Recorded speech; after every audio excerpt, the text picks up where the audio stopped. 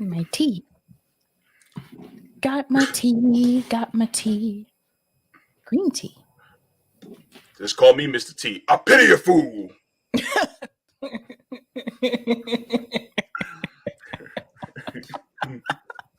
Sorry.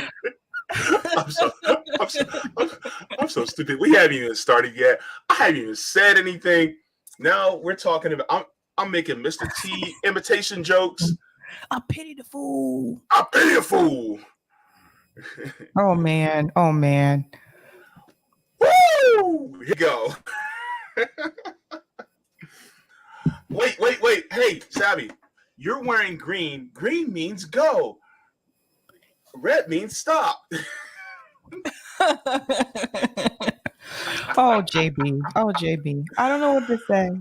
Oh, bother. I don't know what to say. Yeah. No, most people don't. Trust me. Everybody's like, what the hell, JB? Come on, man. But never mind. The Savvy and JB show on the Revolutionary Blackout Network. It is so good to see all of you here today. Today is October 13th, 2022. It is a beautiful and cloudy Thursday today. So good to see you all. Warm welcome. Just to let you guys know that Savvy and JB show streams every single Thursday at 6 p.m. Eastern Standard Times. I see all you in the chat. Get your asses in here and sit on down and grab a snack, because we are going to be talking about some interesting stories today. Please make sure to give this video a thumbs up. Look, y'all did really good with the thumbs up on CJ and Nick earlier. There was like 600 of y'all. I would like for y'all to do the same thing for Savvy. And if you don't do it for me, do it for Savvy, right? Do it for Savvy. You know, she's cool peoples. Anywho. We're like Mario and Luigi right now. It's me, Mario. I'm Luigi. Here we go. I'm Luigi. I'm usually the second pick. Most people pick Mario first. Oh, no. Look, we did not plan that. Like, I always have to say this almost every time. We did not plan this, okay? Just to let y'all know, just because me and Savvy are like brother and sister, doesn't mean we're like twin brother and sister, okay? We didn't plan this. Even though, I have to admit, it's fire. Yeah, I'm the second pick in Mario Kart. Mario's first, Luigi is second. That's usually how it goes. Well, no, Luigi can be cool, you know. I always had to choose Luigi because my brother always picked Mario. Because he's older. So, it's whatever. But, did you guys subscribe yet? I mean, did you? It's that little red box right down there. Just go. Yeah. Just click it. Did you click it? All right, baby. Let's go to town. Okay, so listen. Can't get enough of your love, baby. Anyway, a non-user. Okay, first off, we got to start with the hellos in chat. Hello, a non-user. But hang on. You said, who are Kanye West and Tyler Perry? I don't know. But I do know I like JB and Savvy, so I'll tune in. Okay. Oh. We did at the same time. Just stick around. We'll I was about to say, how do you even describe Kanye West? Because he's all over the place. All over the place. Oh, yeah. You'll find out. Greg is in the chat. Hello, good to see you. The Quantum Alchemist. Hi to you as well. Bryce Smith is in the chat saying, JB and Sabby. So good to see ya. All right. Rick Solis says Mario and Luigi, red and green. Go ahead, Savvy. Eric says the Ghost Stop pair. Oh man. Yo, Are you thinking about red light, green light from Squid Game right now? Exactly. Exactly. Oh man. P. Wayne Smith says talking yay. Oh yeah. Wadi says, hey everybody. All right. Eric Gray says, oh boy, you don't want those two. You got some catching up to do, a non-user. All right. Wait. Eric Gray says a pimp named JB and a queen named Savvy.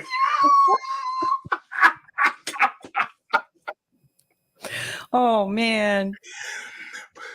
Look.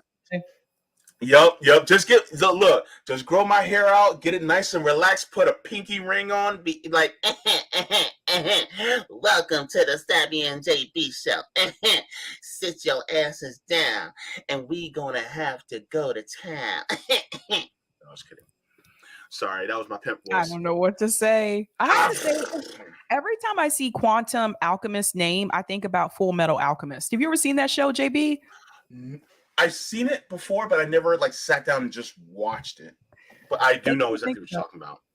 Every time. To and fro, stop and go. Forget the rest of the song. The Sword and the Stone, 60s cartoon version. Wait, did they ever make a new version of Sword and the Stone? Because that's the only one I know of. I know the Disney one. It's yeah, I know. Yeah, but that's the one I know. Okay. Wadi says, for those who don't know, Kanye is a music producer, rapper, and Tyler Perry is a TV and film producer, writer, creator. Thank you. Okay. Optimism of the Will says, this show may not be so light. I think it may not be so light. Yeah. We're going to try to make it light, but we'll do our best. Let me see. Who else do we have that I didn't get to say hello to? Brent Hudgens says, I can't even imagine where this convo is going to go with Ye and T. Perry as the subjects of discussion. Yeah. Wait, in the words of Scar from Lion King, be prepared. Sorry, Savvy. My apologies. Oh, dear. CBC voter JB and Savvy Sabs, happy Thursday. Happy Thursday, CBC. Creative Experiment says Mario Kart 8 is good. That's good. I never win. I never win. I can't beat anyone in Mario Kart. Never. Yeah, I'm not good at those either. I'm horrible. I fall off the road. Someone has to show me how to beat those games. I have Super Smash Brothers Melee though. I still got a GameCube. So yeah. Alan Cannon says, hello all. Hello, Alan. Yepper! Says JB Font. Would you rather lose your impression voice radio or only eat grits without sugar? Oh my God, not this again. Don't you start your Yipper's always in my chat with starting some trouble. We can't start the grits conversation again. No, we can. Every single time somebody's going to mention grits, I'm just doing this. I'm not saying nothing. We're not going to that argument again.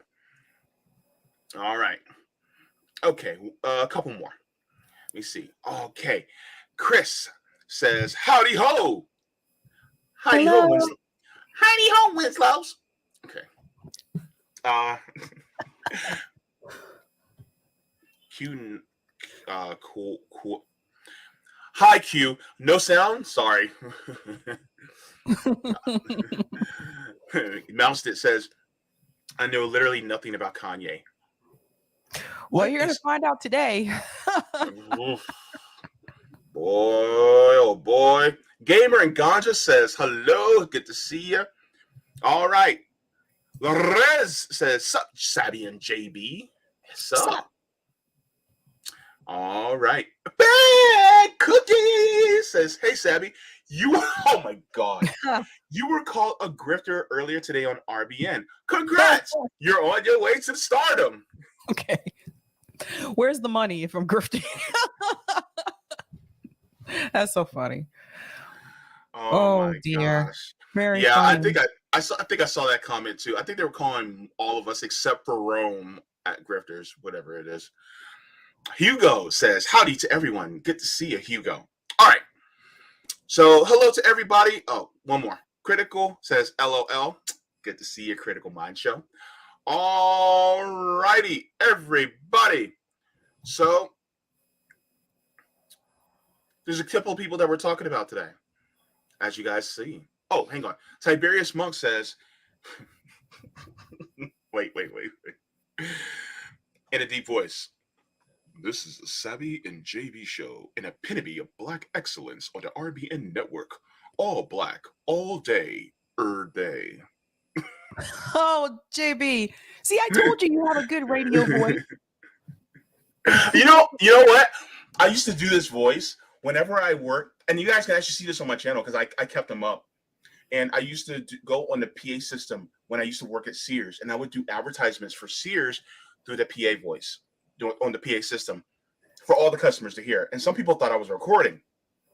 So there's to be some people after they see me finish doing it, they're like, "Wow!" And I'm like, "Thank you." But they're like, "Well, why aren't you doing the commercials for Sears?" I'm like, "Because they don't want me." Because I actually did it when corporate from Sears was there. I actually did advertisements in front of them, and they didn't even look my way. They didn't even acknowledge me. So, and I was willing to do it for the same amount of money that I was getting paid, or cheaper than what somebody else who could do it for. I was willing to do it if they would have asked me, and I would have saved them money. But guess what? They didn't want me. So guess what? They lost me. So I left.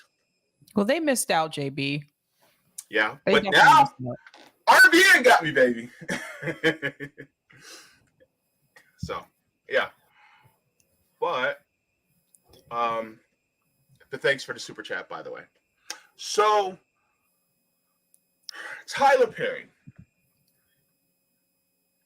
If anybody knows who Tyler Perry is, all I got to do is say one word: Madea. Right. You know.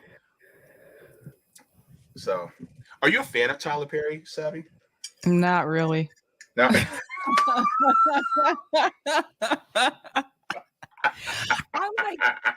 I like some of his movies, but I will say I do feel like I find most of his movies to be predictable.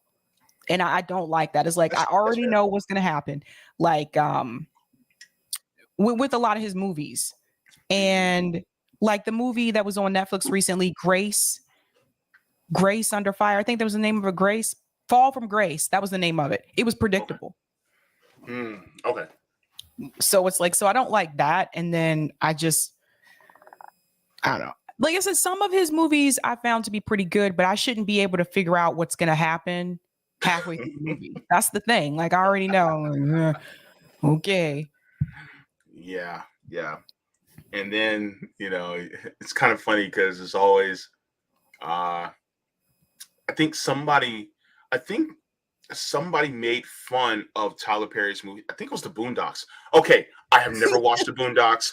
Don't come after me. I need to watch it. I will get to it one day, but I haven't watched it. But I do know that they made fun of Tyler Perry in his movies before.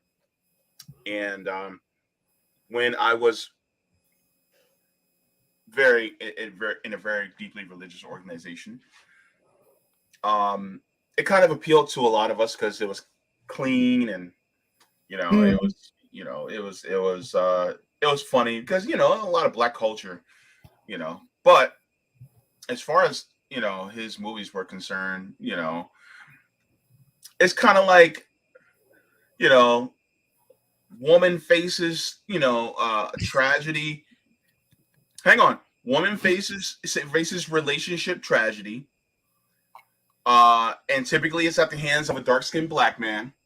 Yep. Then she ends up leaving the dark-skinned black man and ends up falling for a good-looking light-skinned black dude.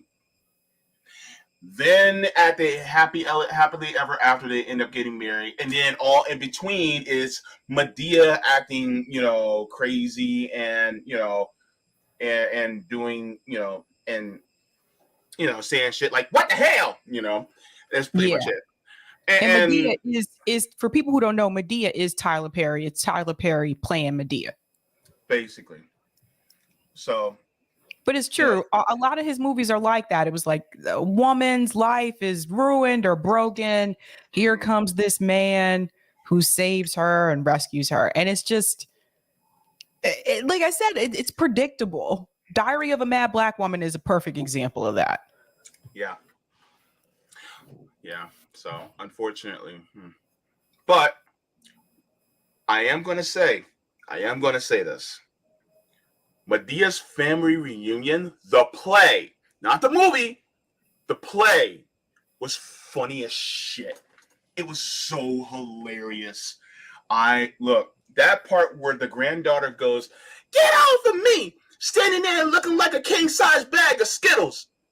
And then Medea goes, "Is she talking to me? She's talking to me?" And she goes like this. And then she goes, "So I look like a big bag of Skittles, nah." She's like, "That's exactly what you look like. Well, prepare to taste the rainbow." Bah, bah, bah, bah. And then everybody runs off the stage. I died. That was so fun. Bruh. Oh, my God. That was the best.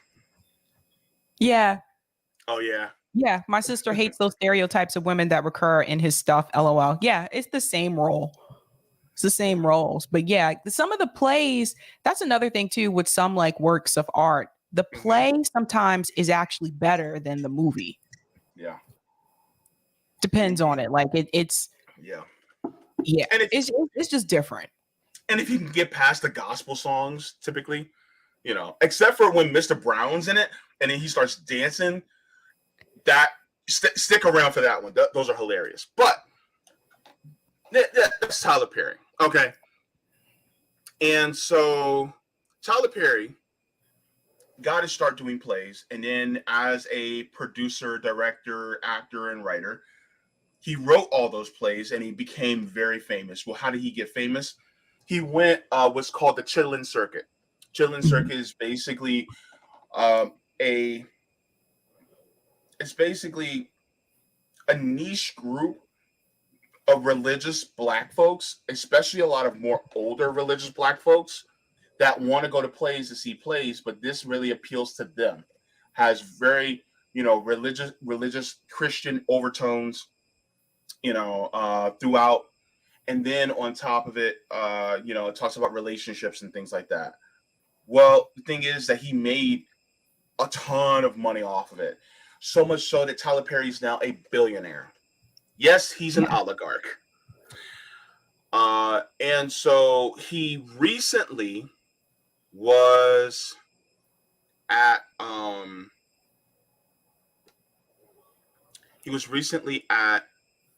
he recently held a luncheon. So Tyler Perry has a studio. Yeah, that's another thing too.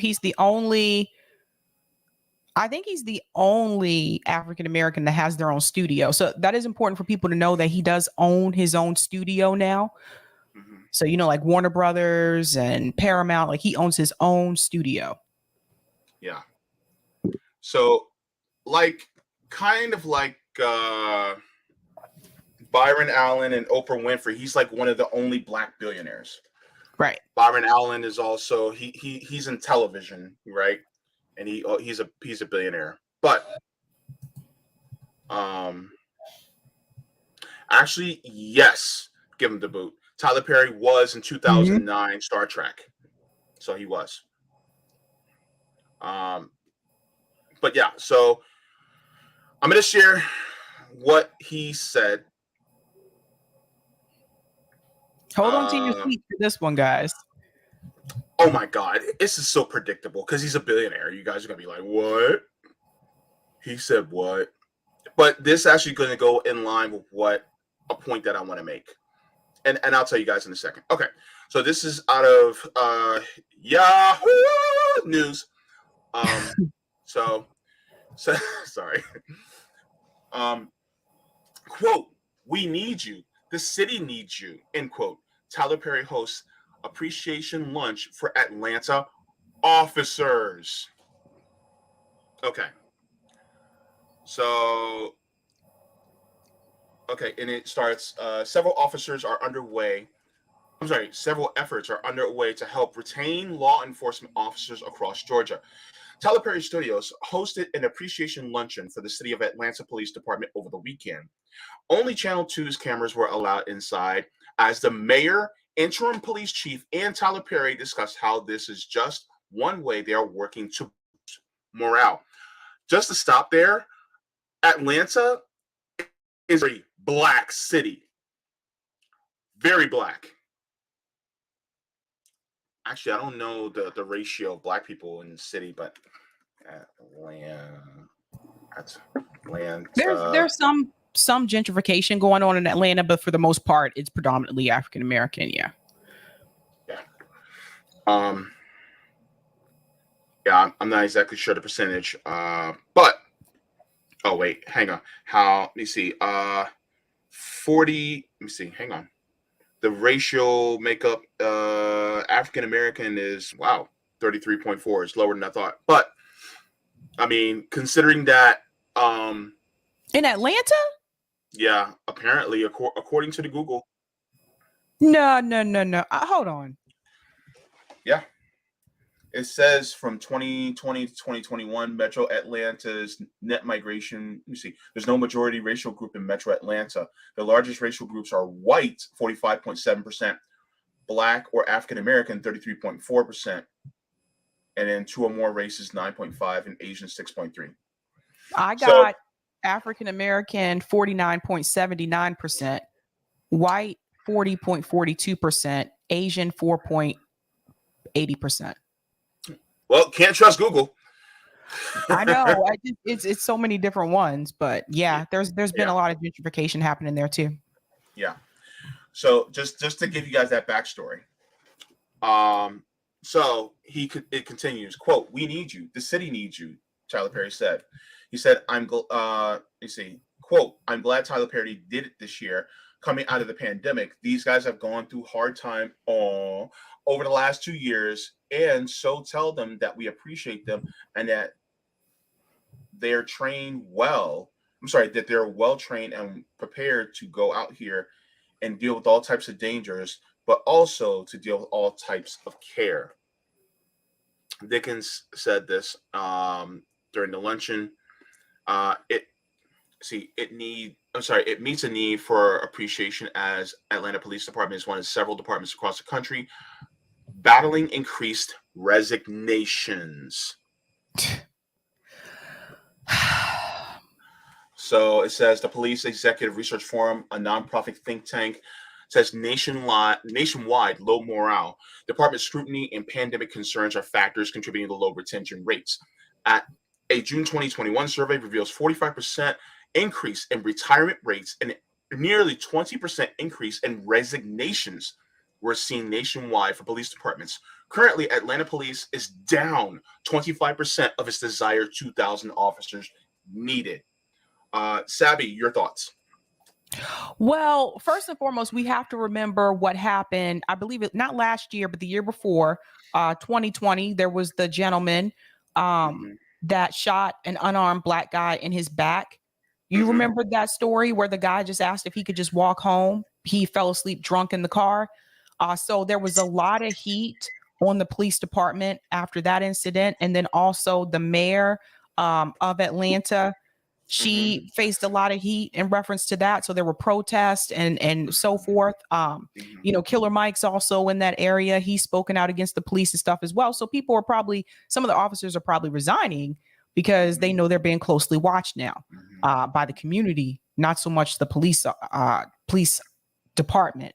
And so that could be the reason for declining. But the thing that's upsetting is to hear Tyler Perry say, "We need you." No, maybe people like Tyler Perry who are wealthy and have capital for them to protect.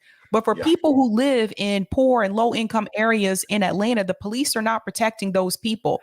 So Tyler Perry is speaking for a specific elite group of people that need the police because they'll protect Tyler Perry's neighborhood. They're not protecting low income and poor neighborhoods. But again, it's another example. We pointed to this with Will Smith. where you Mhm. have like some of these Black wealthy celebrities who Uh-huh. sell out the needs of the people in the Black community and what the people in the Black community are demanding to Yeah. happen so that Mhm. they are comfortable and so that they Mhm. are protected. Yeah. I and gosh, I'm gonna get into this, and some Black people are not gonna like what I have to say, particularly Black people who are in Democratic and liberal circles. They're not gonna like what I have to say. People use people use billionaires like Tyler Perry as an example of what they like to call Black excellence. Black excellence is a capitalistic myth that says to Black people that in order for you to actually achieve liberation, you have to be just like your oppressor. Yep. To me, that is complete and utter bullshit. And to me, that is something that needs to die. Because real, true Black excellence is fighting against the oppression, not only of those of us of Black people, but those of us within other marginalized communities. Black people within trans community, Black people within the LGBTQ community, Black people within the immigrant community, Black people within disabled community, and then all other communities outside of that. When it comes to actually fighting for our liberation, that is what excellence is. It's just like what Fred Hampton said. He said, you don't beat capitalism with Black capitalism, you beat it with socialism, right? People like the Oprah Winfreys, the Byron Allens, and the Tyler Perrys, how did they get there to where they are? That's the good question. You don't Mm-hmm. get to be a billionaire like Rihanna. You don't get to be a billionaire. Yeah, that's right. I said Rihanna, and I'm saying it with my whole chest. You don't get to be a billionaire just because you earned it. What what because I heard you agree with me, Sabby. Mm-hmm. What is what is the myth of Black excellence to you? You know, I think we need to think about what defines success and what defines excellence because it means different things to different people, right? You know, when you look Mm-hmm. at people like Tyler Perry and Oprah Winfrey and they make these comments like, I came from poverty and I made it and so can you. Not really. Most people can't. Most people don't get out of poverty. It's a cycle and it's called a cycle for a reason, right? And so I think that we have to ask ourselves, why is it's those particular people that are considered the definition of Black excellence? Why can't Black excellence be, I don't know, so and so down the street from you who just happened to make the honor roll? Why Mm-hmm. can't that be defined as Black excellence? Why is Black excellence only defined as how much wealth you acquire? Mm-hmm. You know what I mean? Like, why can't Black excellence be people like Rome who travel across the United States clothing and feeding homeless people? Why can't that be the definition of Black excellence? I would argue that there's a ton of Black excellence right now in the prisons, and a lot of them were part of the Black Liberation Army and the Black Panthers who were actually put in there as political prisoners. That's Black excellence because they stuck to their guns and they're being punished by our government for it. Right. Cause, like, what are they doing for people in the community? Like, to me, it's just like, it's an individual mindset, it's a capitalist mindset. It's Mm-hmm. just all about the individual. If what you did, or they're claiming that you have this excellence because of what you acquired for yourself, Mm-hmm. why not shift that focus to what they're doing and providing for people in the community, what they're doing for other people? I don't Mm-hmm. like that. And it's scary. And I see it on LinkedIn a lot. By the way, Mm-hmm. they'll have these posts that say Black excellence, so and so started their own tech company. And I'm like, I don't want, when I would think about like Black kids. This is what they're seeing. Mm-hmm. So this is what they're being introduced to, is like, that's excellence. If you make it to that, then that's excellence. No, I disagree with that. Excellence can be being a good mom, being a good dad, like helping out kids in the neighborhood, helping out the elderly people in your neighborhood, helping out people who are disabled. To me, that's more so excellence than someone who just made a lot of money and kept it to themselves. Now, I'm going to add on to what you just said, because somebody will come back and go, well, they do all that too. And that's when I would go, do they do it without claiming it on their taxes to get a write-off? Right. They get a write-off for it, you guys. That's the point. Like there's something in it for them. It's not like they're just doing it to say, woo, I care so much about this issue, and not saying they don't care about those issues, but there's something in it for them. Because I see the issue of Black excellence as, I got out of here. I got out of the hood. I got out of this situation. But when it comes to actually bringing the people with me, it's only a select small few. And even though you have all this capital now, all these resources, your hood still looks the same. Your area still looks the same. And you're going to luncheons and dinners and glad handing and trying to win in the race of capitalism, when really, who put you there in the first place? Right. I mean, it's like, you have a good point, like what you said with the Black Panthers, like starting like breakfast programs for the kids, doing mutual aid for people in the community, starting free clinics for people in the community. That's excellence to me. Notice how they tried to help people other than themselves, right? Their self. And so to me, it's just like, it kind of seems kind of selfish. It's like, that's great that you did well. It's great that you got out of poverty and you were able to get to where you are today. But did you take anybody with you? Did you take your neighbors? Did you offer jobs to your neighbors and your friends in your community to help them? Did you do that? One thing I will credit MC Hammer for doing, even though, MC Hammer later on had his own financial issues. But one thing about MC Hammer, when he made it, he brought everybody with him. He brought like his backup dancers. Those were people in his community. Oh, Those were wow. his friends, his family members. His brother was his accountant. You see what I'm saying? Like, that's the big difference. Now, does that mean financially you'll be able to take everybody? No, but you should start with the people in your community, not someone who walks through your door to give an audition that you've never even met. Like, bring the people with you. Help them. Yeah. And then on top of it, what are you doing because anybody who has achieved $1 billion, I consider you an oligarch. You are officially an oligarch in my book, because you literally are glad handing with the people in power in order to keep things a certain way, right? That being said, if you are an oligarch, a Black oligarch, and if you actually think about what you're trying to do for the Black community, I don't see you coming up on the news going, you know what Joe Biden's doing right now is absolutely asinine.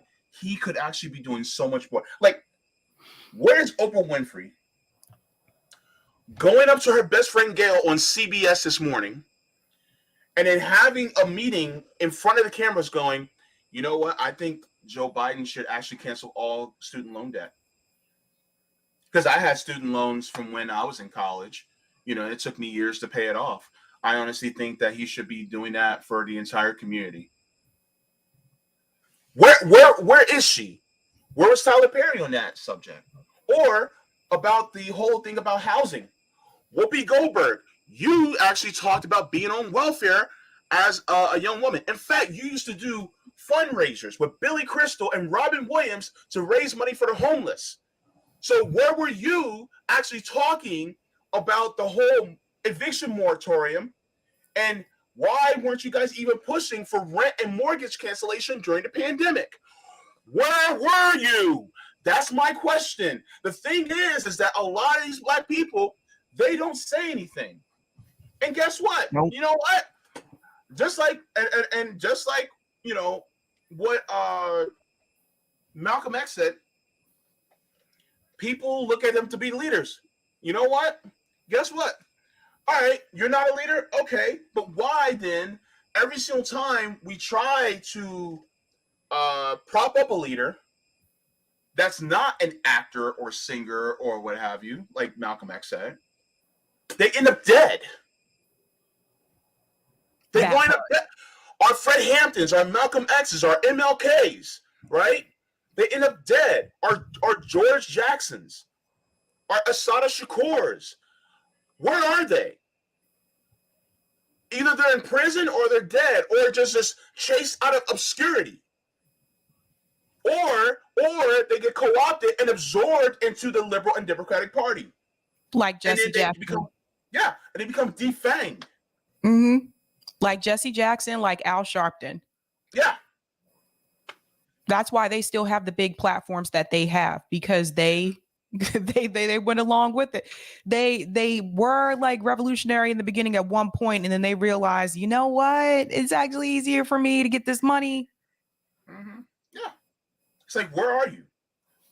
So, and the thing is, it's just like, for instance, oh my God, he marched with. He was a congressperson. He died. Oh, John Lewis? Yeah, John Lewis. John Lewis was cool back in the day, but guess what? And I know Nick and Rome said this, and a lot of people lost their shit. But let's be real, John Lewis sold out. Yeah, he did. He sold out. Like MLK will be turning in his grave. Let's be real. So a lot of us right now are looking for maybe a leader or a decentralized group in order to be able to lead this. But the thing is that they just don't exist. Or if they do, they get punished. Look at Chairman Olami Ishitela and the African People's Socialist Party. What happened with them? They got raided by the FBI a week before Trump got raided by the FBI in Mar-a-Lago. But nobody knew about that. Nobody thought about it. Nobody talked about it except for us. But everybody was talking about Trump and Mar-a-Lago. But look what happened with the African People's Socialist Party in the Uhuru movement.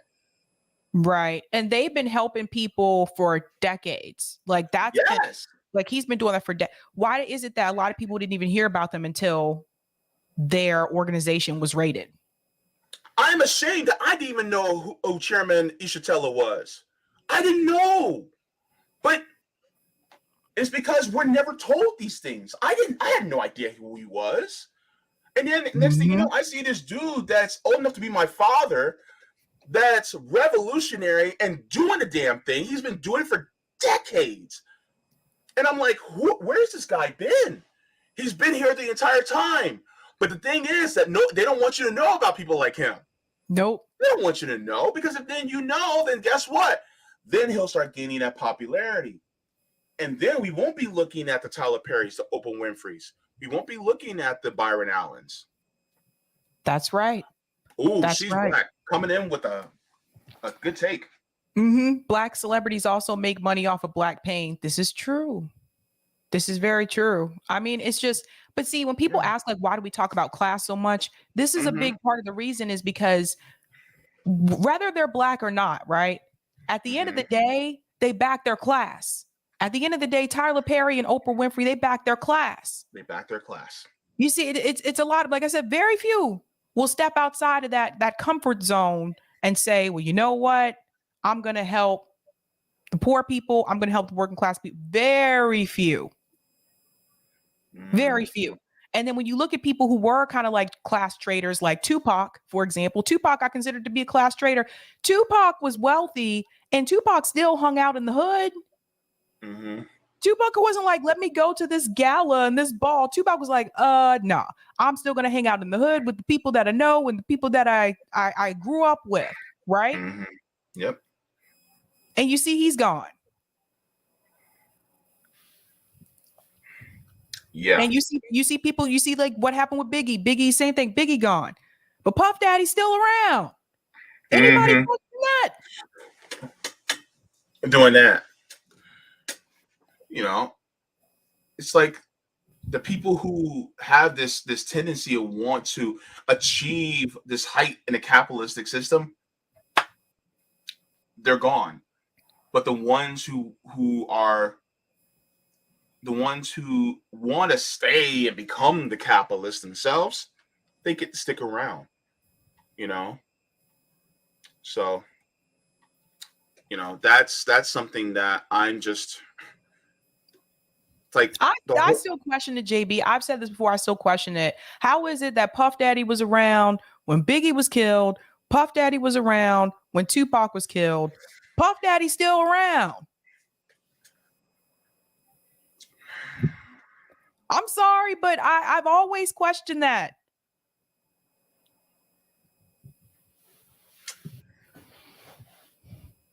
Rick, I love you, Rick.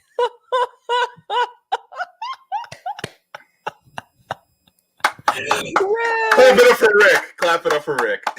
Rick said, "Be a Tupac, not a Puff Daddy." Mm-hmm. Yep. Yep. Oh, wait.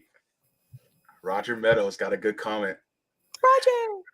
Roger Meadows, he said, because he put it in all caps. I'm gonna put my voice in all caps. JB, it backfired on them when they raided the Uhuru because I never heard of them until the raid, thus reinforcing my point why we should get rid of parties.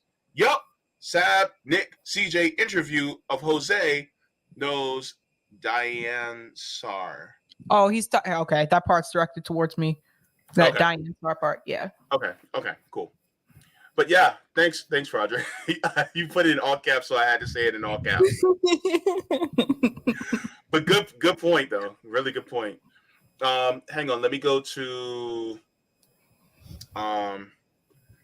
thank you for this, Tiberius. He says, I enjoy Tyler Perry when he is acting in films he didn't produce, like Gone Girl and Star Trek 2009. I agree. I've never seen Gone Girl, but I heard about it. It's good, JB. You got to see it. It's good. It is? Okay. Mm-hmm. And then Blunts and Otters. That name. Wayne's Brothers is greater than Tyler Perry. I grew up watching Don't Be a Menace like every single day. My baby, why? Yeah, Wayne's Brothers are hilarious, man. I agree. Okay, I hate to do this, but look, Marlon Wayans can get it. Girl, Marlon Wayans so fine. Oh my god.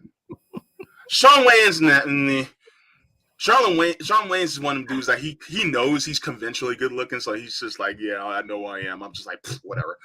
But Marlon Wayans, Cat Daddy boy. Marlon Wayans, I thought he was fun the moment I saw him. Really, JB? Sorry,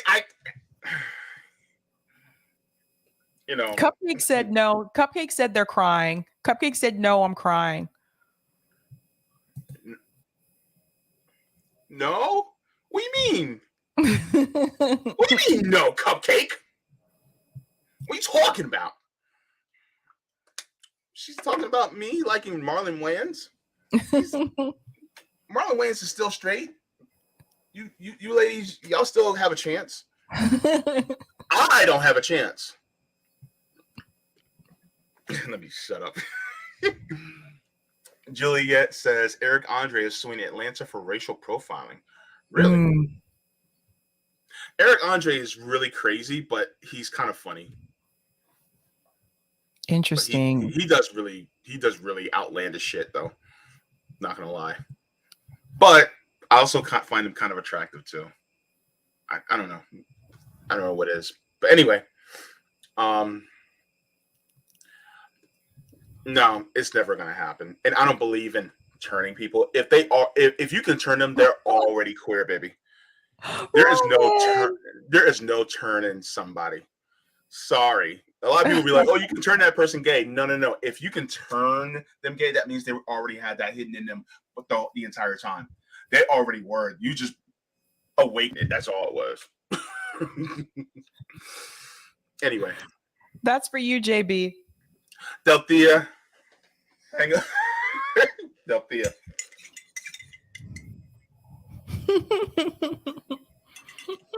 Love you, Delthea. Okay. But yeah, I mean, back to the whole Black excellence thing in Tyler Perry. Look, the police protect them because they are capitalist, and they need the police to protect them because they're capitalists. But where are they when, for instance, people get shot and killed? Right. Like for instance, with Oluyemi or Lauren, she brought out the story about a young man that was shot dead in front of a Family Dollar. He was unarmed. He was only 15 years old. Where is their voice when it comes to how police are treating us in this community? Where are they? Most of the time, they're silent about it. Most of the time. Yeah. Their silence is so loud that it could be heard all over the world. Because sometimes it's not about what you say. Sometimes it's about what you don't say. And they don't say anything. Unless it's something that goes so widely trending that they have no choice but to say anything. Like, for instance, George Floyd. But then they have to say, oh, well, this is terrible. We need to change as a nation, blah, blah, blah. It's like, well, some of them didn't say anything about George Floyd either. Oh, well. To be honest with you. There it is, folks. Just keeping it real. Like, but no, you have a point. You have a point. Yeah. So, you ready to move on, Saps? I am, because speaking of someone who has a lot to say, actually. Kanye!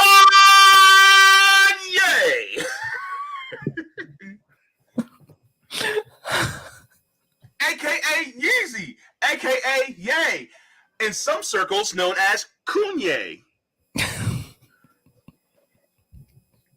Where do we start, Sabs? Where in the world do we start on Kanye? Like, hold up. Where do we start with Kanye? Because I have no idea where to start. I'm going to tell you this. I watched his interview with Tucker Carlson on Fox News. Kanye was so all over the place. That motherfucker frustrated the hell out of me. Yep. I'm like, where are you going, bro? Like, he goes to his mom, then he goes to Kim, then back to his mom, then goes back to Kim. And I'm like, wait, were you talking about your mom or were you talking about... No, wait, were you talking about Kim or were you talking about your mom? What? Savvy.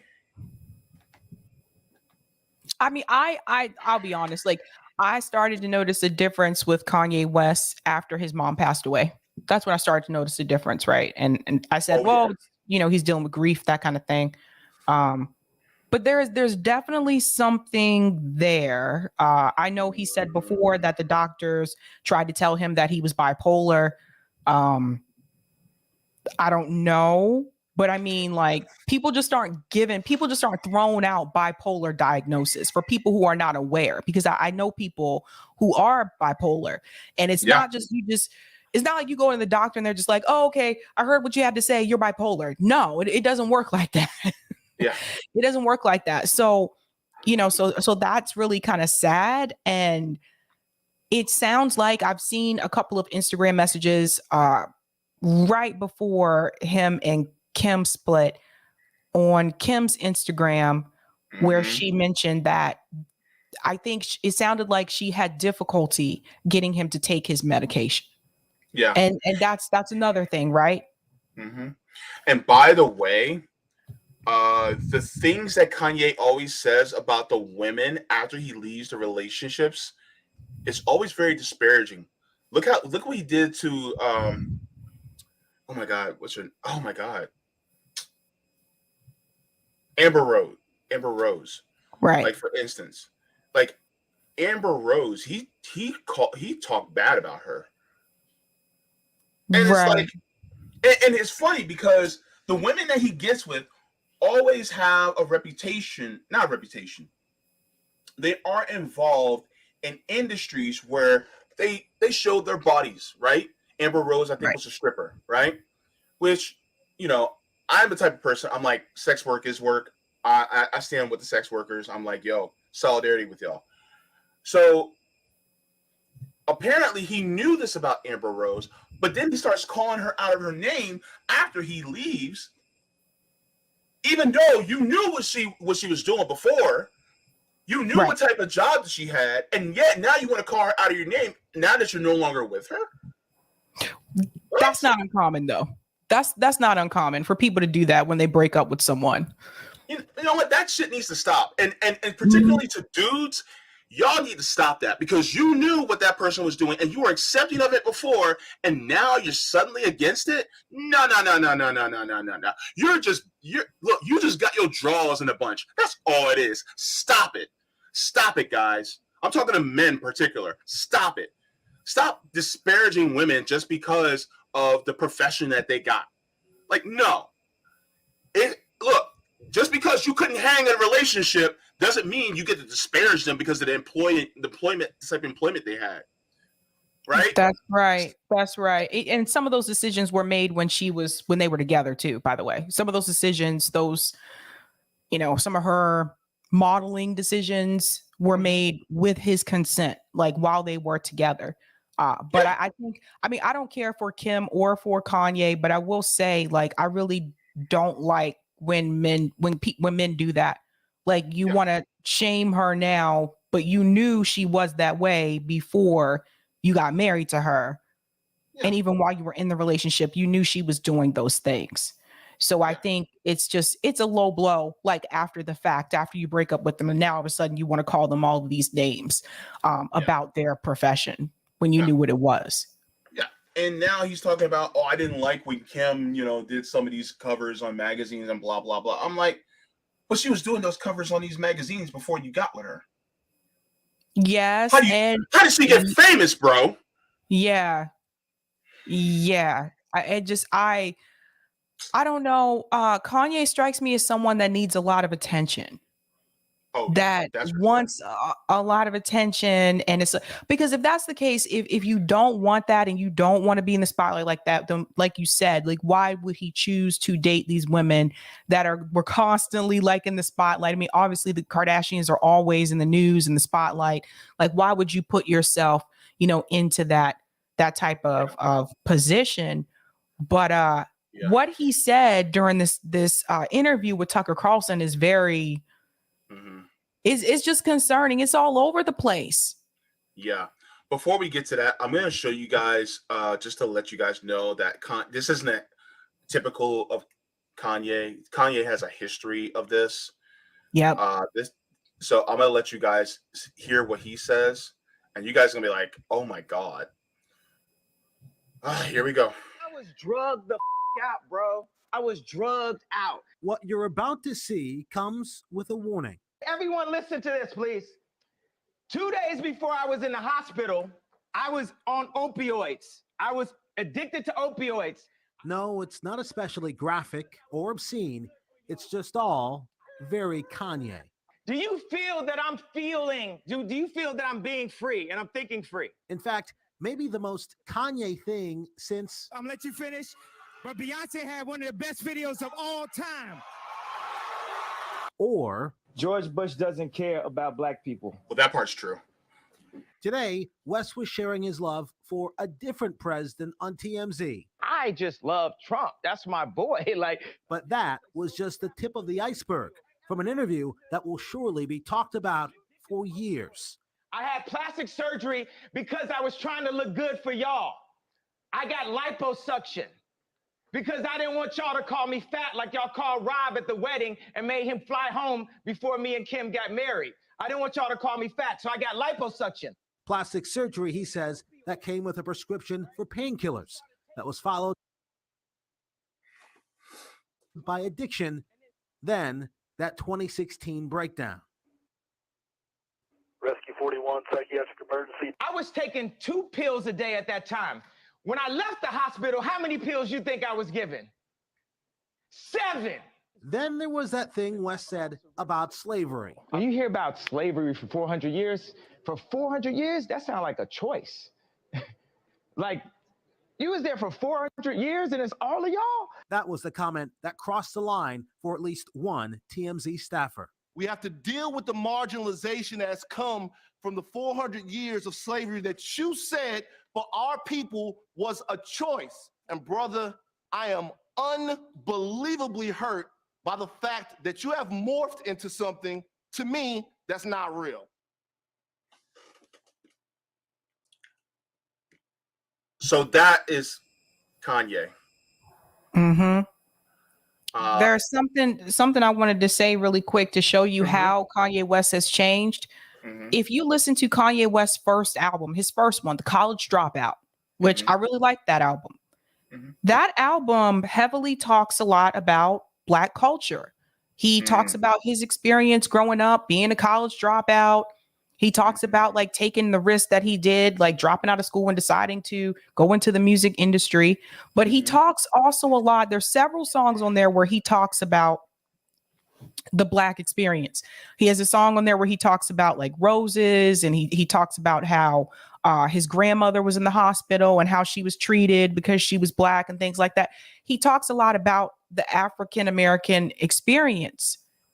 How did Kanye West go from that to wearing shirts with Candace Owens that says white lives matter to saying slavery was a choice? Do you guys see the big flip? Like, you can hear it in his music. If you have not listened to that album, The College Dropout, which I thought till this day, I still think that was his best album. Listen to it and you'll see what I'm talking about. Yeah. By the way, and this is revealed in the interview, Kanye West's father is a former Black Panther. That part too. So that's like, whoa. So let's get into it. Okay. So let me make sure I have it up. If my computer would actually work faster. Okay. Yeah, I got it up. Okay.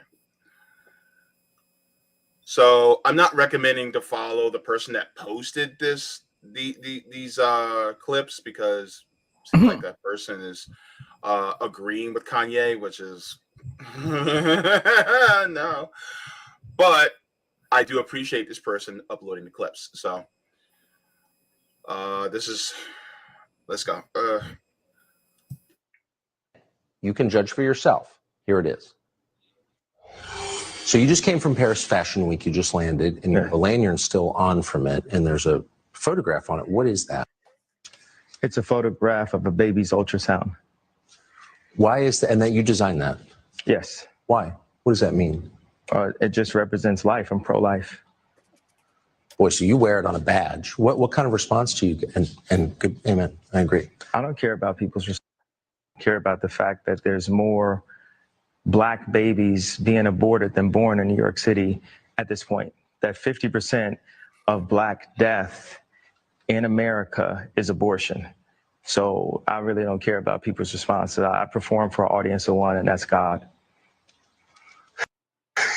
I'm starting to see why they want to make you be quiet. When did you start to feel this way? When did you start to realize this? I really felt like, I think I started to really feel this need to express myself on another level when Trump was running for office, and I liked him. Yes. And every single person in Hollywood, from my ex-wife to my mother-in-law to my manager at that time to, you know, my so-called friends / handlers around me, told me, like, if I said that I like Trump, that my career would be over, that my life would be over. Can you pause, JB? Sure. What's going on with the beard, JB? Like, he doesn't look like he doesn't look like himself. He doesn't seem like himself. Look Look at the beard, JB. The beard is unkempt. From what I've heard, I heard that he's off his meds right now, and he's doing that by choice. That's not a good idea. For people who don't know, and you know, this is no shame to anybody, but to people who don't know, like I said, I know people who are bipolar, and when you just stop taking your meds like that, it's not good for you. Like even like getting off of them, I had a friend getting off of them before, and the doctor had to wean her off of them. Like if you just stop like cold like that, it's like, do you see? I mean, who would you recognize him like in the street? Like he looked rough.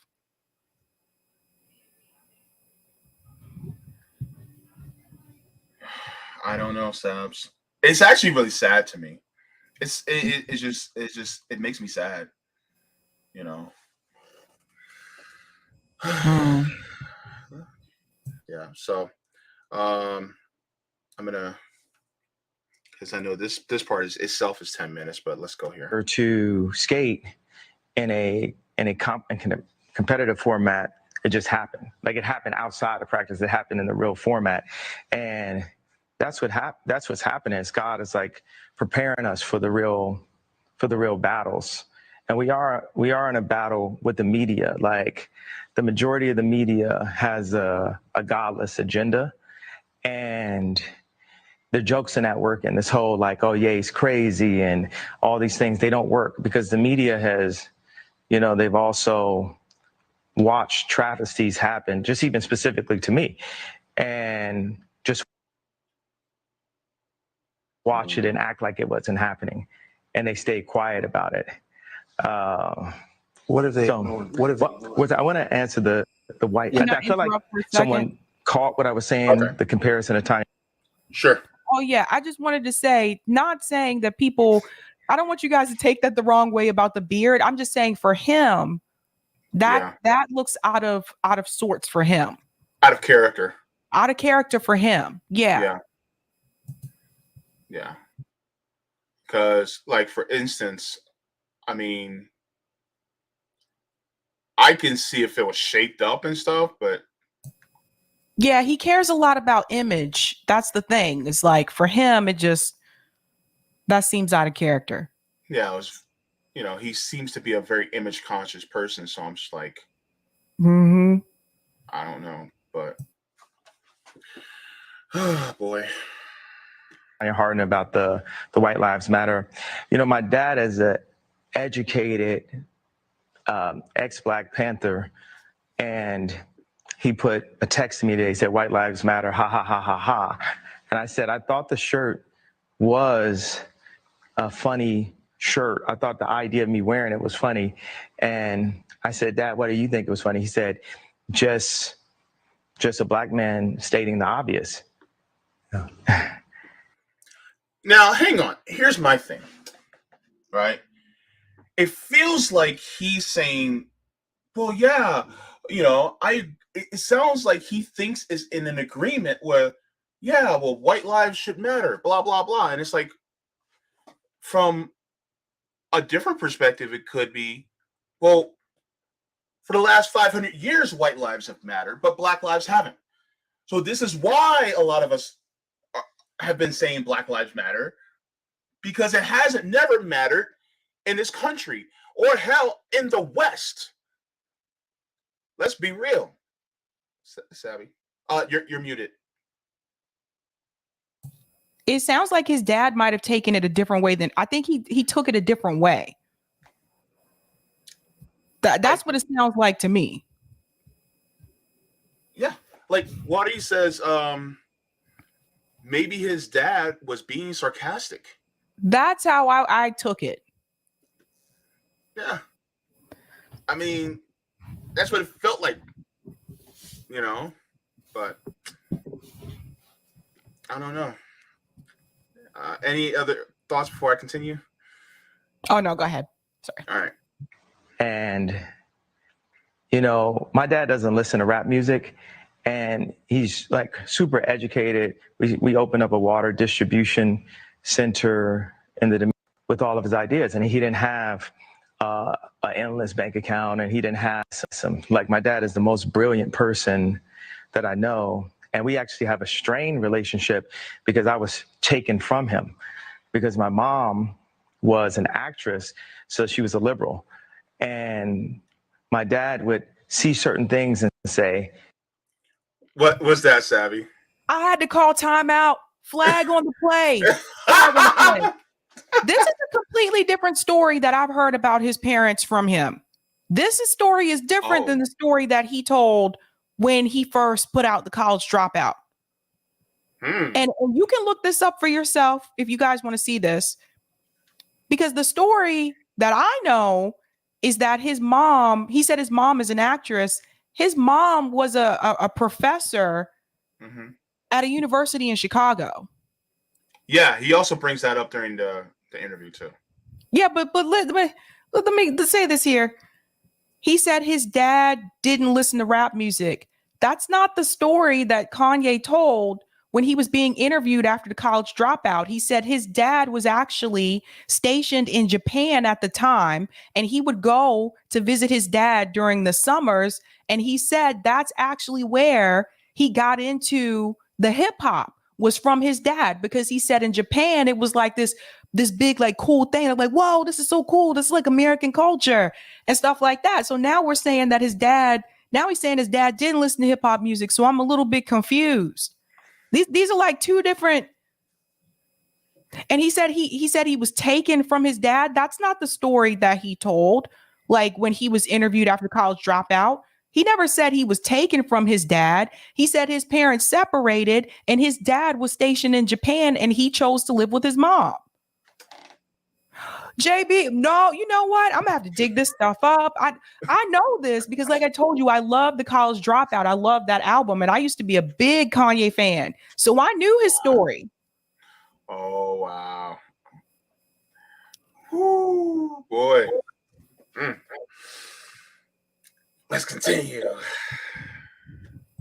You know, we should do it this way, we should do it that way. And the people got around my mom and pulled her away, much like, you know, Kim is a Christian, but she has people who want her to go to Interview Magazine and put her ass out while she's a 40-something-year-old multi-billionaire with 4 Black children.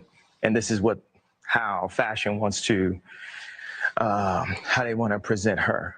So I know you give these questions and I give you like these 3-part answers. Is this a cool format for you? Yeah, I love it. Okay, cool. And I am following it. All right. So you said that your father said when he saw the shirt, White Lives Matter, it's great to see a Black man stating the obvious. So by which I think you meant that's obviously true. Yeah, that's my favorite response, because I kept on thinking, like, you know, people, they're looking for an explanation, and people say, well, as an artist, you don't have to give an explanation, but as a leader, you do. Yes, I think that's right. So the answer to why I wrote White Lives Matter on a shirt is because they do. It's the obvious thing. Yeah.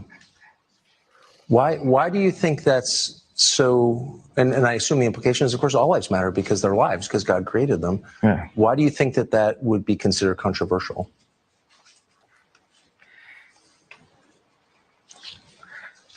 Because the same people that have stripped us of our identity and labeled us as a color have told us what it means to be Black. Hang on, Kanye. Wait a minute.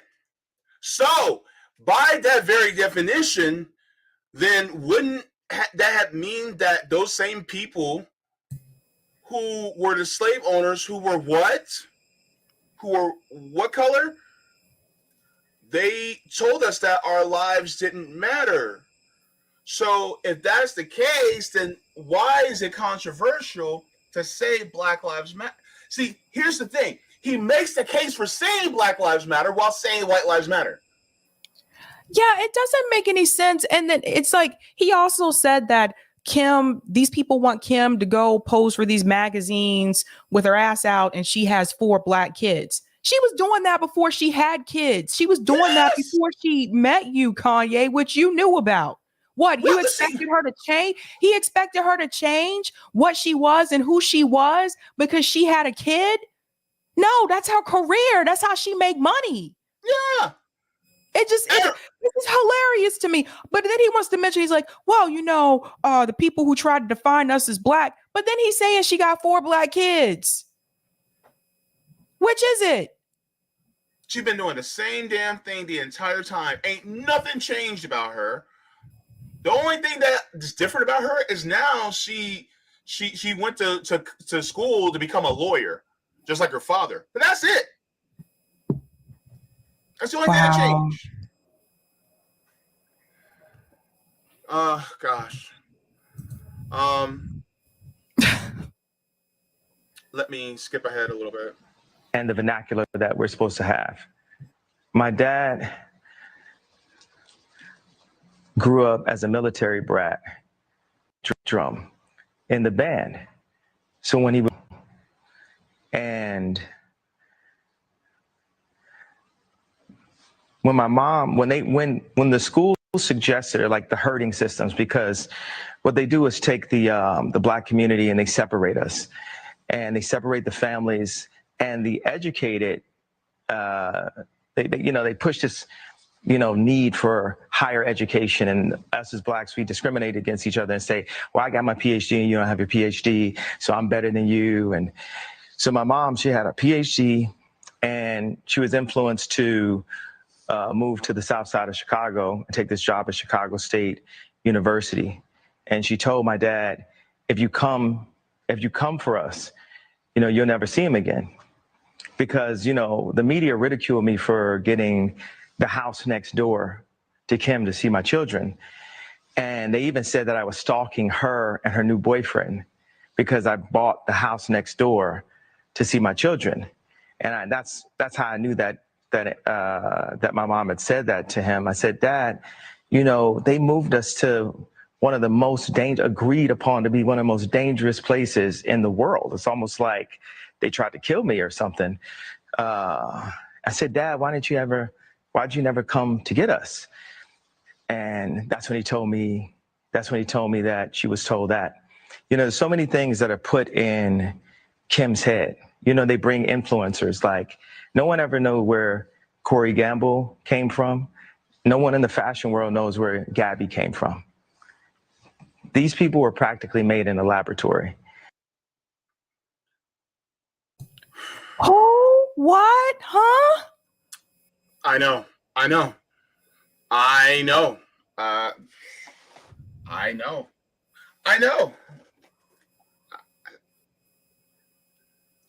Look.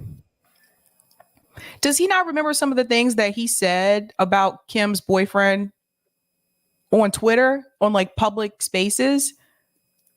Like he was threatening him.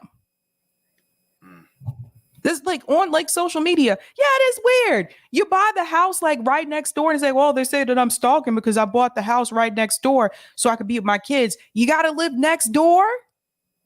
Mm-hmm. Yeah, it's wild. There's more. There's so much more. Hang on.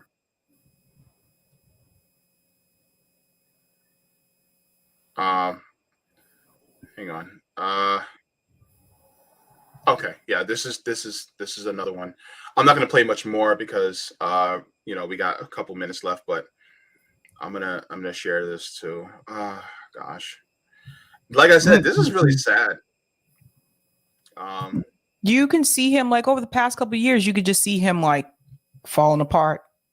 Mm-hmm. So let's put here. Let's go here.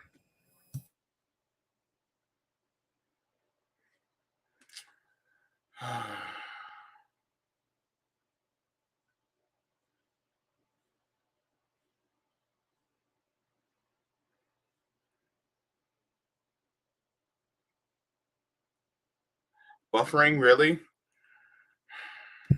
You may have to hit refresh. It happens sometimes.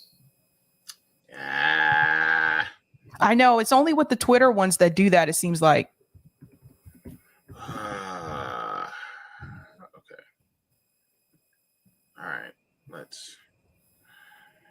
Okay.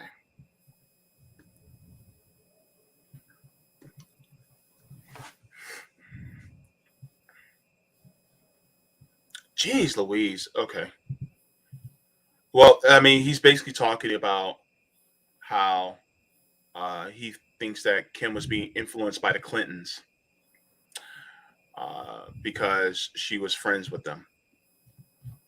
And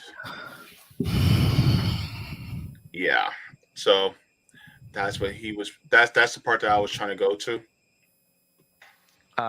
Chris and Kim had called him because he had influence inside of the Black community, and had called him to say, to get him to influence people to take the vaccination. Mm-hmm. And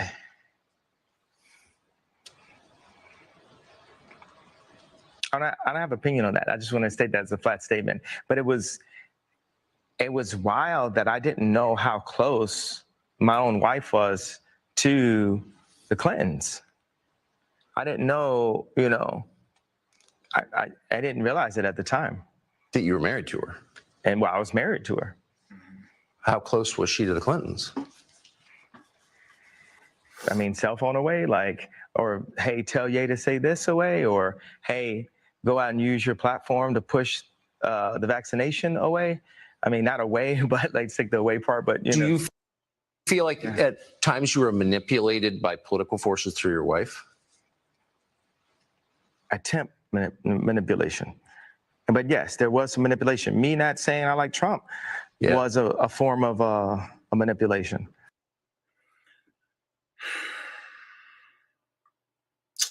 Sabs?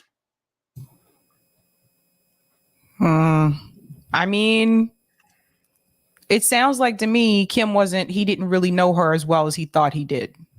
I don't know. But I mean, it's just, again, to me, this is just like, why did you stay? You had 4 kids. He had 4 kids, JB.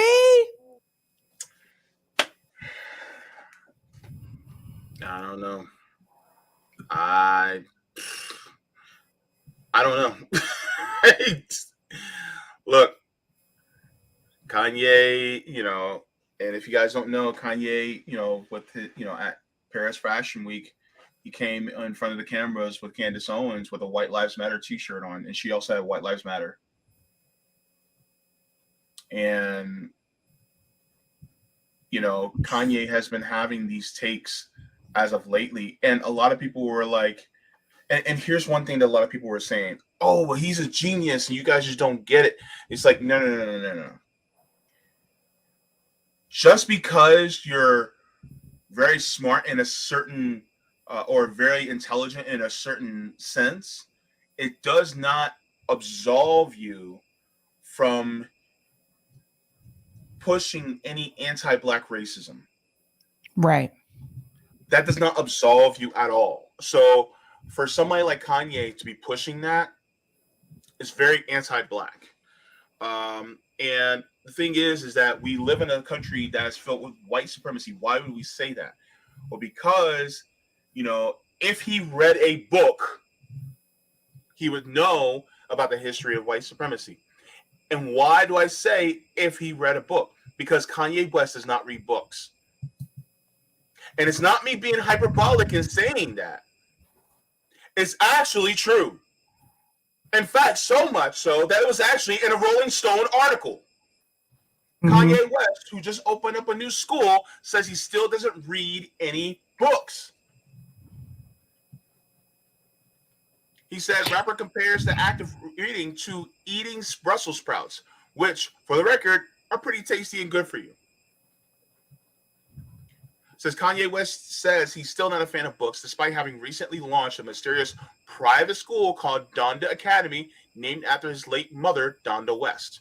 In fact, he just doubled down a refrain that he previously made throughout the years that he hasn't read any book. Maybe, just maybe, it would behoove somebody like Kanye West to actually read a book and know the reason why it's called white supremacy and why people are saying Black Lives Matter. And despite him actually, I think somebody, I forgot who posted it in the chat, that he actually donated to the organization Black Lives Matter. Yeah, he did. He did. I know, Sam. I know. just want to share. I want to share my screen because I want to show people like the difference. Mm-hmm. Like he was very pro-black when he came out with his first album. For people who are not aware, The College Dropout, if you listen to this album, you'll hear it. You'll hear it in the lyrics. So especially this song, All Falls Down. And he talks about like black college debt. He talks about that. I mean, Never Let Me Down, Jesus Walks, he talks about it. And then Through the Wire, it's a lot of it. And then there's the other one. Let me show them the other one. It wasn't Graduation. It was, I think it was Late Registration. Yes. And then Late Registration. I told you guys, I used to be a Kanye fan. He talks a lot about it too. Like he talks about it in Touch the Sky. Let me go here. Sorry. Where he talks a lot about black culture. This song here called The Roses is another big one where he talks, that's where he makes that statement where all the broke black people that have AIDS passed away, but Magic Johnson lived. He talks about that stuff. Like, I don't understand this song here, Diamonds from Sierra Leone. He talks about how wealth was taken from Africa, how Africa was robbed. How you go from that to this? Yeah. And this is also true. Shaka Khan didn't like that he used Through the Wire, if I remember. Yeah. She did not like, because the actual song was called Through the Fire. To the fire, to the limit, to the wall. So she did not like, she's like, no, if I made the song, if it was good on its own, don't take my song and remix it into another song. So, and I don't think they even got her permission. So, yeah. So she didn't like it. Yeah, there's a lot of sampling, that goes on. But I mean, it just, he just sounds like he's all over the place. So he's been banned from Instagram, apparently, right? I don't agree with censorship. Yeah. But I just think it's dangerous, though. I see him doing this interview with Tucker Carlson, and I feel like it's dangerous because people are listening to this, and there are some people who actually believe a lot of the things that he's saying in that interview. The interview's a lot longer than that, you guys, and just not understanding, like, this is not someone who is mentally well. And by the way, he caused a rift between him and Justin Bieber. Yep, that's right. Justin Bieber is no longer friends with Kanye. Let's see, Justin Bieber, friendship with get out of my face. Friendship with Kanye kaput after he attacked Haley. Okay, this is going to be silly, but I have a point to make. Justin Bieber believes Kanye West has gone way too far to carry on their friendship after Ye attacked his wife Haley, claiming she got a nose job. Right?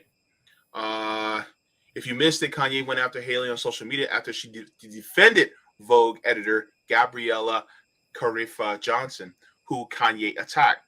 Ye called Haley nose job Haley bald loose and told Justin, "Get your girl before I get mad. You're supposed to be my friend, right?" After posting an old article from 2016 about Haley and Drake out on a date. So here's my problem. Justin Bieber, who got his start because a black guy, Usher, saw him, who surrounded himself with black people, right? Who, in some ways, some people would argue that he appropriated our culture. Kanye West wearing a White Lives Matter t-shirt wasn't the red line, wasn't the line, but him saying that his girl got a nose job, that's the line. Basically. Call it out, JB. Justin Bieber's, his line in the sand was saying that his girl, his wife, got a nose job. But the White Lives Matter, that wasn't a line for you, Justin? That wasn't a line? Hold up. Savvy, make that make sense, please. I know. I guess one was more personal and the other one wasn't. But Justin Bieber was, if you remember, especially in his teenage years, he had black dudes around him. He was the only white dude in a posse of black people. Right? He constantly had black people around him.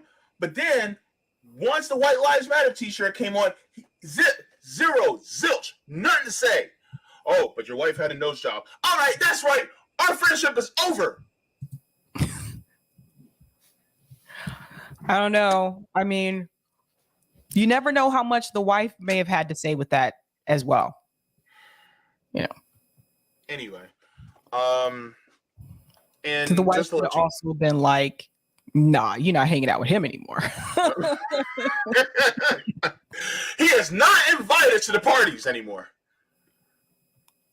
And by the way, I'm not going to play this, but this was actually a good breakdown. This is from Nappy Headed Jojoba. If you guys don't know her, she's actually really good. She is also a leftist as well. But she puts out great content, and she talks about who she called him Kanye. Yeah, she's hilarious. But she also talks about it. Let me put this in the link in the chat as well. But yeah, I hate when the tab goes like that. Okay, sorry about that. Okay, and I'll put that in there so you guys can catch it. But let me check Rockfin really quick, because there is some comments on Rockfin. Let me stop sharing this and let me get to these comments on Rockfin. Let's see, chat Rockfin. Okay, whoa, there's a lot. Okay. Leonard Trust Fund says, "I would appear that as Black American, you can't be both financially successful and exercise free speech in its full form." Thank you very much for that comment. Dave Burt says, "I don't understand why people think their souls will survive the fastest decisions they are making." Thank you very much for that. Roger Meadows says, according to World Population Review, Atlanta City now Black or African Americans are 49.79%. White is 40.42%. Asian is 4.8%. Two or more races, 3.1%. Other race is 1.4%. Native American is 0.38%. Native Hawaiian and Pacific Islander, 0.04%. The Atlanta metro area, in addition to Atlanta, includes Athens, Clark, Sandy Springs, aka suburbs. Explains your different results. Oh, okay. Thank you so much. All right. I gotta jump off, JB, but oh damn. Okay. Yeah, I gotta go. Okay. All right. Sabs, what's going on tonight? I'll be live on my channel at 8 p.m. Eastern Standard Time. Ron Baclone's gonna join me for the first part. We're gonna talk about net neutrality updates, and we have 3 news stories. Okay. All right. So I'm gonna finish this up, and we'll finish up. Okay. Bye, Sabs. All right. So let's go back to the right here. Make sure I get this. Let me see. Dave Burt, thank you so much. Let me see. Leonard Trust Fund says they killed Malcolm and Martin, Fred, Jesse. They killed Malcolm, Martin, Fred, and Jesse and Al are still alive and old as hell. All you need to know. Yep. Thank you so much. Let me see. On the Black Excellence theme, shout out to Dr. Christina Parks, who has been sounding alarms, studying true health impacts of medical and pharma industrial complex, especially the hepatitis B vaccine, relating to 1,100% increase in autism rates in Black children. Okay. I don't get into the debate about that because I don't know as much as I should. So I think there was another. Okay, Roger Meadows says, thanks for the tip. Says, guys, my dudes, have you forgotten? Way before Trump was president, Kanye tried to peddle a clothing line with the goddamn Confederate flag on it. Wait, what? I don't remember that. White Lives Matter shirt is a covert and rehash. Also, Sabby, you are right about it is not appalling when guys do this crap.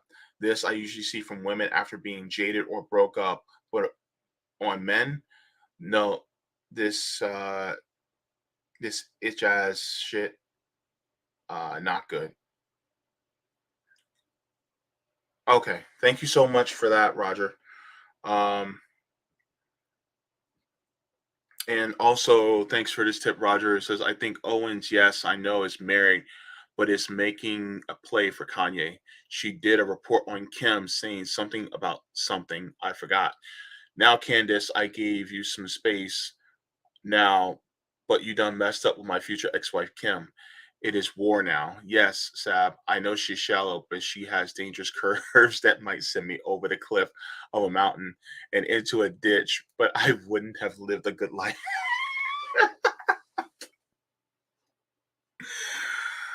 Oh my gosh. One more from Roger.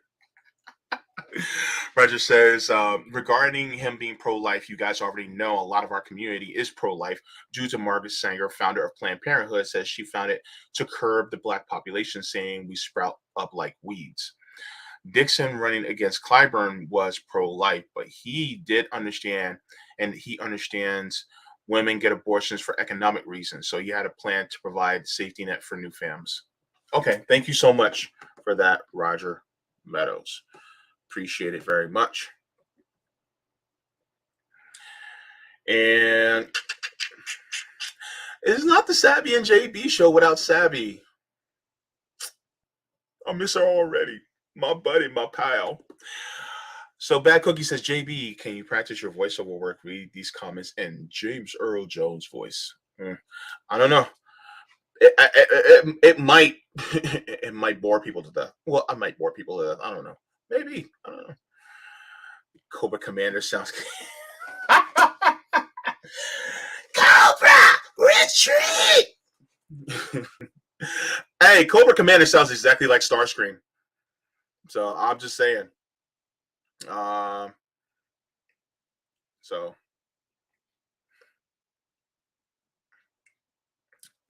Hang on. So I'm trying to make sure.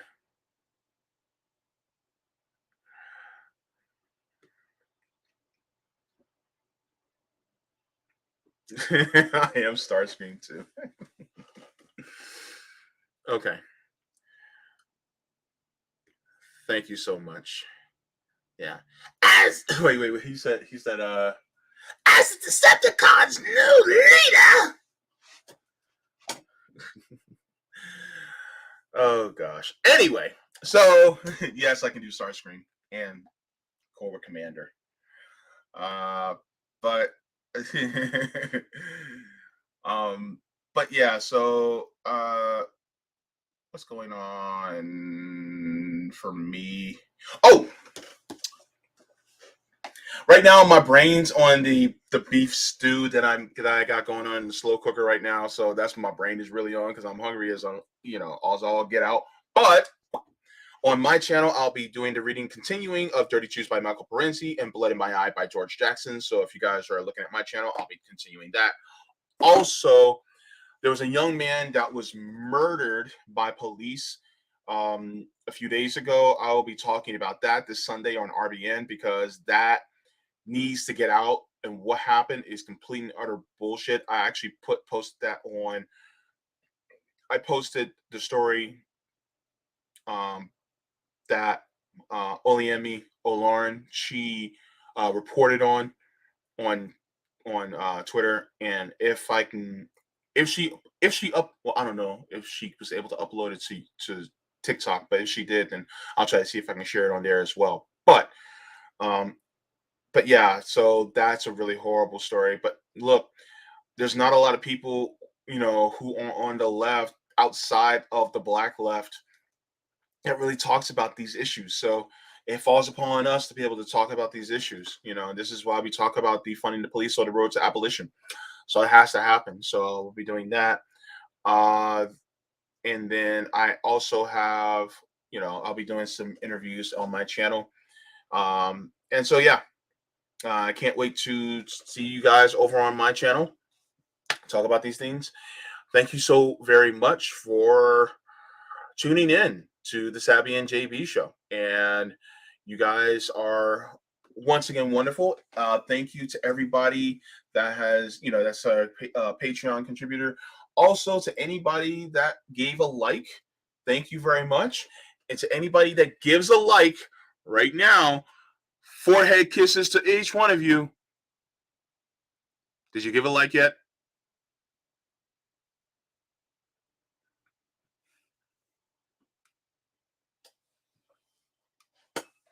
Okay, all right. I'll see you guys later. Look, water your plants, water yourselves, leave the world better than you found it. And yeah, do hit the like button on your way out. So thank you so much, everybody. Forehead kisses. And if no, I'm not going to say what I said on my channel the other night because this is RBN. I got to keep it more professional here. But if you guys want to know what I said, it was the last 15 minutes of my interview with Savage Joy. Yeah, that interview was a riot. Don't play it around the little ears, by the way. Anywho, bye-bye. See you later, people.